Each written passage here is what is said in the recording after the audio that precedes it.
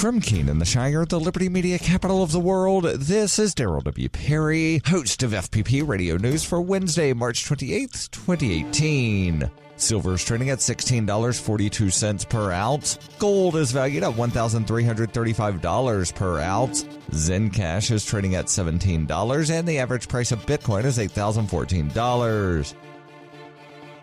Antiwar.com reports embedded within the vast $1.3 trillion omnibus bill, the U.S. Congress included a provision which quietly managed to slip through. This limits U.S. provisions of deadly arms to Ukraine's military, specifically excluding the neo-Nazi-linked Azov battalion from getting U.S. arms. This was the first time this language, which originated in the House, was proposed, and it actually got included 3 consecutive years' House military spending bills, only to be stripped out in committee to reconcile the bill with the Senate versions. Theoretically, officials note the Leahy law should have already precluded the Azov battalion from getting U.S. aid, given the faction's history of war crimes. Proponents, however, note that the State Department never recognized those crimes, meaning it wasn't clear if they'd followed the law or not. This led to the inclusion singling them out. Though originally a militia and still presented as one in many reports, the Azov battalion is formally now part of Ukraine's special forces and recognized as a National Guard regiment within the country. This is in recognition of their eager attacks on separatists in the ethnic Russian East. The battalion's actual origin dates all the way back to 1982, however, when they established themselves as a band of violent soccer hooligans loyal to FC Metallist Kharkiv. When the civil war in eastern Ukraine began, they quickly reorganized as a paramilitary force, first quasi-governmental and then later official. The group has come under fire for its use of looting and torture, and media reports have many of the fighters in the faction wearing swastika helmets and having SS tattoos. The formal logo of the group includes the logo of the fascist Social National Assembly, though Ukraine's government has claimed all attempts to label them neo-Nazi are Russian propaganda.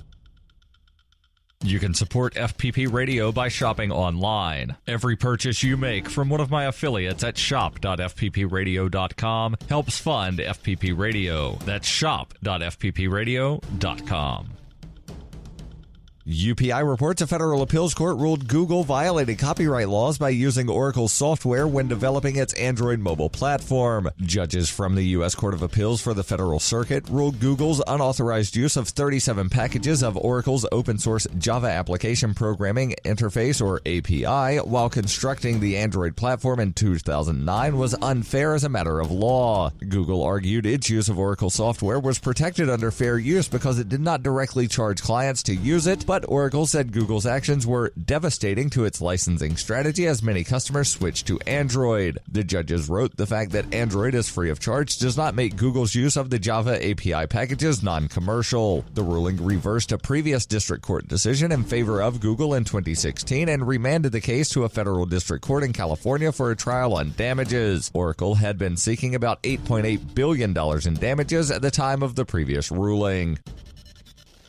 For over 40 years, Roberts & Roberts Brokerage has been a trusted source for buying and selling precious metals. Gold, silver, platinum, and palladium. They don't feed the banks. They're Bitcoin preferred and have removed the minimum purchase amount for all orders paid in the digital currency. Call Roberts & Roberts Brokerage today for knowledgeable advice on buying and selling precious metals and a forward-thinking approach to new technologies. 800-874-9760 or visit online at rrbi.co.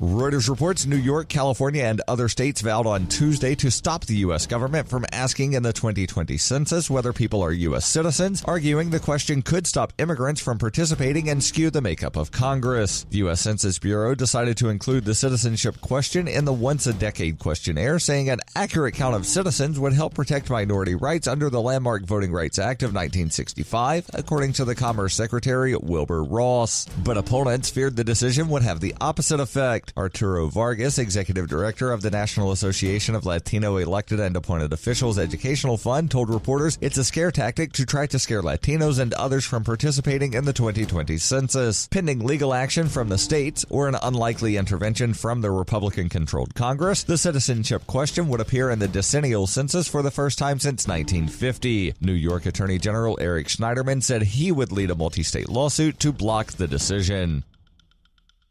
This has been FPP Radio News, online at fppradio.com.